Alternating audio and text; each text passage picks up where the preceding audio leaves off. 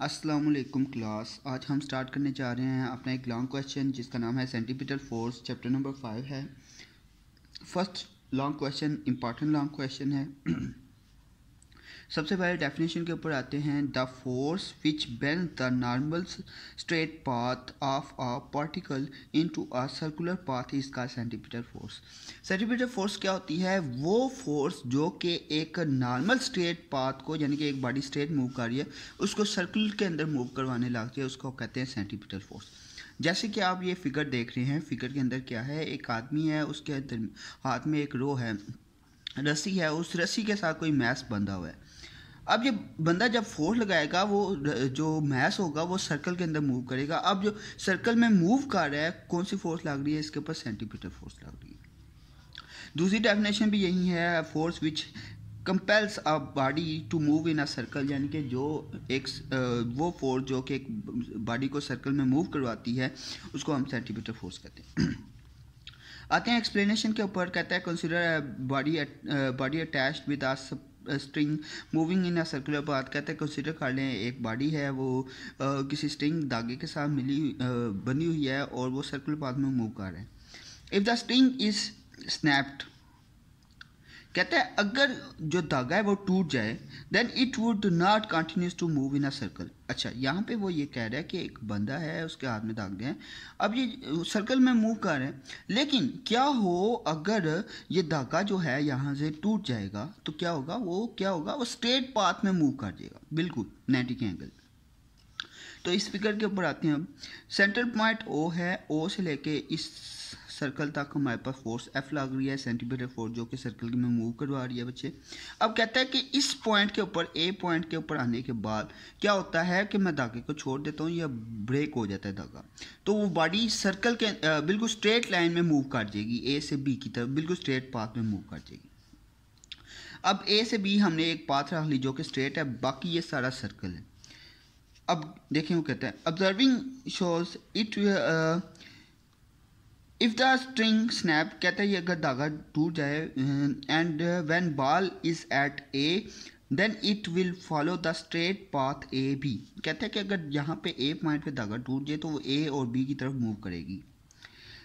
So in the absence of some forces which pull toward the centre of the circle, कहता है क्योंकि उसके अंदर कोई और फोर्स नहीं लग रही जो कि उसे सर्कल की तरफ मूव करवाए, सारी फोर्सेस एब्सेंट हो गई हैं। अब ये सीधा मूव कर जाएगी क्योंकि दूसरी फोर्स नहीं लग रही जो कि इसे सर्कल में मूव करवाएगी।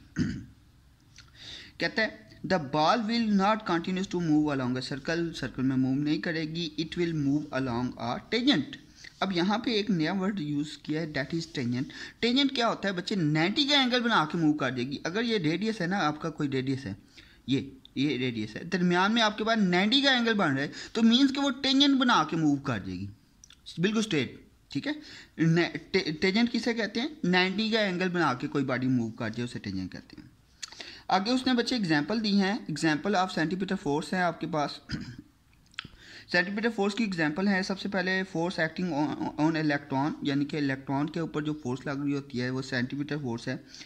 Force acting on artificial and natural satellite, artificial satellite वो होती हैं जो मैन मेड होती हैं, नेचुरल सैटेलाइट वो जो कि हमारे सियारे तारे होते हैं। ठीक है, force acting on earth around the sun, यानी कि हमारी अर्थ के ऊपर जो फोर्स लग रही है वो। आते हैं हम डिटेल के ऊपर, जो बात हमने करनी है, जो लॉन्ग क्वेश्चन है उसकी डिटेल की तरफ आते हैं। सबसे पहला जो पॉइंट है आपके पास वो ये है कि consider a particle moving in a circular moving from A to B. कहता है कंसीडर कर लें इस सर्कल को, देखेंगे हमने कंसीडर किया बॉडी ए से बी की तरफ मूव कर रही है विद यूनिफॉर्म स्पीड वी। बच्चे जो स्पीड है ना ए से बी तक मूव करने की वो यूनिफॉर्म है। यूनिफॉर्म मीन्स कि वो बिल्कुल नॉर्मली मूव कर रही है, टाइम के लिहाज से मूव कर रही है, उसके अंदर कोई फ़र्क नहीं है। ठीक है, in a circle of radius R, इसका जो रेडियस है वो आपके पास आर है। If delta V is the change in the velocity, अगर delta V change in the velocity है, then acceleration will be A is equal to delta V divided by delta T. Acceleration किसके equal होता है? Velocity बटा time. यहाँ पे delta shows कर रहा है चेंज को। ठीक है, इक्वेशन नंबर 1 कह के छोड़ देना है। Whereas delta T is the time interval यानी कि टाइम यूनिफॉर्म है तो इसलिए टाइम इंटरवल है फ्रॉम ए टू बी, इसलिए हम कह सकते हैं v1 और v2। फर्स्ट पॉइंट के ऊपर v1 आ जाएगा, सेकंड पॉइंट पे v2 आ जाएगा। बिकॉज यहाँ पर डेल्टा वी लगा रहे हैं, delta V shows that the change in the velocity at point A and B respectively. So delta T किसके इक्वल आएगा, change in time is equal to, आपने याद रखना है v is equal to S divided by T होता है, तो वहाँ से उसने डेल्टा टी की वैल्यू निकाली है S divided by V. Simply उसने डेल्टा टी की वैल्यू यहाँ पे पुट किया है क्वेश्चन नंबर 1 में, तो हमारे पास आ जाएगा a is equal to delta V divide by S divide by V. Cross multiplication v ऊपर चला जाएगा, v delta V divide by S, इसे क्वेश्चन नंबर 2 कह के छोड़ देना है आपने। अच्छा बच्चों, क्वेश्चन नंबर 2 के बाद हम देखते हैं कि हमारे पास एक और ट्रायंगल हम कंसीडर कर लेते हैं जिसका नाम है पी क्यू आर। अब ये पैरेलल होगी ओ ए बी के, किसके पैरेलल होगी, ओ ए बी के। अब देखें ओ पे v1 था, हम ये कह देंगे यहाँ पे जो पॉइंट है इधर एक लाइन बना लेंगे जिसका नाम है पी क्यू, सेम ये किसके इक्वल आ गई v1, और यहाँ पे हम कह देंगे ये हमारे पास क्या है पी आर जो कि v2 है, यहाँ पे v2 आता है बच्चे, v1 नहीं आता, and R Q is equal to delta V. ठीक है, ये हमने खुद से कंसीडर की। अब इस कंसीडर करने के लिए हमने क्यों कैसे कंसीडर किया है, इस वजह से कंसीडर किया है क्योंकि हमने ये वैल्यू कैलकुलेट करनी है delta V divide by V. Now consider a triangle that is known as delta P Q R, show that P Q is parallel and equal to v1 and P R is parallel to v2। हमने अभी बताया था कि P Q parallel है v1 के और P R किसके equal है, पी क्यू पैरेलल है v1 और पी आर किसके इक्वल है v2 के। So we can say that v1 and v2 are perpendicular to OA and OB। हमने कह दिया कि परपेंडिकुलर है किसके किसके, OA और OB के। ठीक है, अब so the angle AOB is equal to angle QPR। ये पॉइंट देखें, ये पॉइंट ये है कि angle OAB is parallel with the angle PQR, यानी कि PQR जो कि मैंने इधर ड्रा की हुई थी इसके क्या है, इसके इक्वल है, सेम है। ठीक है, moreover V1 is equal to, यानी कि V1 की magnitude is equal to V2 is equal to V, and OA is equal to OB, यानी कि OA और OB की जो वैल्यू है वो इक्वल है। क्यों इक्वल है बच्चे, क्योंकि O से लेके A तक भी रेडियस होता है, O से लेके B तक भी आपके पास क्या होता है, रेडियस होता है, इस वजह से ये दोनों वैल्यूज़ क्या हैं, इक्वल। अच्छा बच्चे, अब क्या करते हैं, अब हम एक फार्मूला लगाने लगे हैं tan थीटा के मुताबिक। हम क्या करेंगे, साइड्स इक्वल रख लेंगे। साइड कैसे इक्वल लिखेंगे, हम कहेंगे Q R divided by P R is equal to A B divided by O B. कैसे साइड इसने इक्वल की है, tan थीटा का फार्मूला निकालना है उसने, tan theta is equal to some, जैसे हमने पढ़ा हुआ था, some people have curly brown hair through proper brushes, यानी कि through tan theta is equal to perpendicular upon base. तो अगर आप देखें यहाँ पे, ये अगर आपके पास पी क्यू डिवाइड बाय आपके पास क्या आ जाएगा, आर क्यू, ये परपेंडिकुलर आ गई, ये बेस आ गई। ये अगर आप देखें पी क्यू, ये जो पी क्यू है ये ए बी के इक्वल है, और इसी तरह आपके पास जो आर क्यू है वो इक्वल है ओ ए के या ओ बी के, दोनों इक्वल। इस वजह से आपके पास बच्चे यहाँ पे आ गया है Q R divide by P R is equal to A B divide by O B. Q R की जगह हमने डेल्टा वी लिख दिया, पी आर की जगह वी लिख दिया, ए बी हमने फाइंड करना था, डेट इज एस होता है, and O B is equal to R, जो कि हम ऊपर बात कर चुके हैं यहाँ पे। So delta V divide by V is equal to S divide by R. Since A B आपके पास क्या है, आर्क लेंथ है, जो कि मैंने स्टार्ट में बताया था कि यहाँ पे ए से बी तक आपके पास कोई डिस्टेंस है, डेट इज आर्क लेंथ होता है, जो कि हम चैप्टर नंबर 1 में रेडियस में पढ़ के आए थे। So delta V divide by V is equal to S divide by R. Delta V की वैल्यू फाइंड करनी थी, वी इधर डिवाइड हो रहा है, इधर जाकर मल्टीप्लाई हो जाएगा, delta V is equal to S divide by V divide by R. Equation number 4 आ गया है, putting in value in equation number 2 में हमने पुट कर देनी है, जो कि आपके पास ये इक्वेशन थी, a is equal to V delta V divide by S. यहाँ पे डेल्टा वी की वैल्यू पुट कर देनी है आपने, तो बच्चे आपके पास आ जाएगा a is equal to V square divide by R, a is equal to V square divide by R. Cutting हो जाएगी, सिंपली आपके पास आंसर आ जाएगा। अब हमने ये एक्सेलरेशन निकल आया है बच्चे, अब हमने सेंटीमीटर फोर्स निकालनी थी। सेंटीमीटर फोर्स कैसे निकालेंगे? सेंटीमीटर फोर्स निकालने के लिए हम क्या करते हैं, सबसे पहले न्यूटन का सेकंड लॉ लगाएंगे, जिसके मुताबिक हम क्या कहते हैं, ये सेंटीमीटर एक्सेलरेशन की इसने डेफिनेशन लिखी हुई है आपके सामने। The instantaneous acceleration of an object traveling with a uniform speed in a circle is directed toward the center of a circle। अब ये क्या कहता है कि अगर कोई बॉडी सर्कल में मूव कर रही है, इसका जो एक्सेलरेशन होता है वो टूवर्ड द सेंटर पॉइंट होता है, सेंटर की तरफ होता है, उसको हम सेंटीमीटर एक्सेलरेशन कहते हैं। हेड न्यूटन का सेकंड लॉ लगाएंगे, F is equal to M A होता है, तो हमने यहाँ पे एफ सी लिख दिया is equal to M A C. ये सी क्यों लिखा हुआ है? ये सेंटीमीटर फोर्स के लिए लिखा है।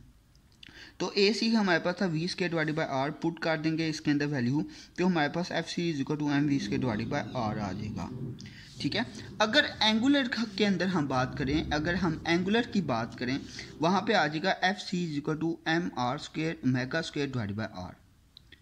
यानी कि सिंपली उसने क्या किया, यहाँ पे v की वैल्यू पुट कर दिया, v is equal to R omega, इस इक्वेशन में पुट किया है, यहाँ पे v की वैल्यू पुट कर दिया है, जो आपके पास आ जाएगा v is equal to R omega, यहाँ पे पुट कर दिए, तो हमारे पास centripetal force in the form of angular आ जाएगी। सेंटीमीटर फोर्स के जो डिमेंशन होते हैं MLT स्क्वायर होते हैं। सो दैट्स इट, ये आपका एक लॉन्ग क्वेश्चन था सेंटीमीटर फोर्स का, जो कि आपने करना है। अब चलते हैं नेक्स्ट टॉपिक के ऊपर। अच्छा बच्चे, नेक्स्ट टॉपिक है आपके पास मूवमेंट ऑफ इनर्शिया। ठीक है, जैसे मूवमेंट ऑफ टॉर्क था, इसी तरह मूवमेंट ऑफ इनर्शिया आता है। Torque turning effect of force होता है, same is the case with हमारे पास टर्निंग इफेक्ट इस सर्कुलर बॉडी में अगर आ जाए ना टर्न, तो उसे हम मूवमेंट ऑफ इनर्शिया कहते हैं।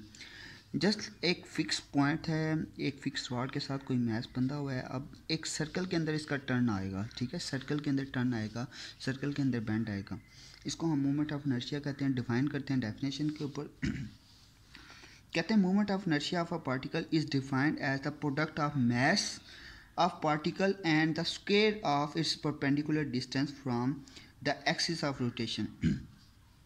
क्या कहते हैं कि हमने क्या करना है, सिंपली O से लेके M जो रॉड है आपके पास, इसका स्क्वायर और जो मैस है इसके प्रोडक्ट को, मैस और इसके रेडियस के स्क्वायर के प्रोडक्ट को हम क्या कहते हैं, मूवमेंट ऑफ इनर्शिया। ये वैल्यू उसने नीचे दी हुई है, I is equal to M R square. Define करते हैं, डिटेल से बात करते हैं। क्या कहते हैं, कंसीडर कर लें, consider a mass attached to a massless rod which can rotate about a frictionless spot या frictionless body at point O, pivot point O। बच्चे यहाँ पे देखें, इस फिगर के अंदर सेंटर पॉइंट आपके पास फिक्स है, ये रॉड है, ये रॉड कैपेबल है इस पॉइंट के अराउंड मूव करने का। तो ये कोई मैस है, अब क्या करेगा, मैस इस रॉड के इर्द मूव कर सकता है, पिवियट पॉइंट के गिर्द मूव कर सकता है। यहाँ से लेके O से लेके M तक आपके पास R है।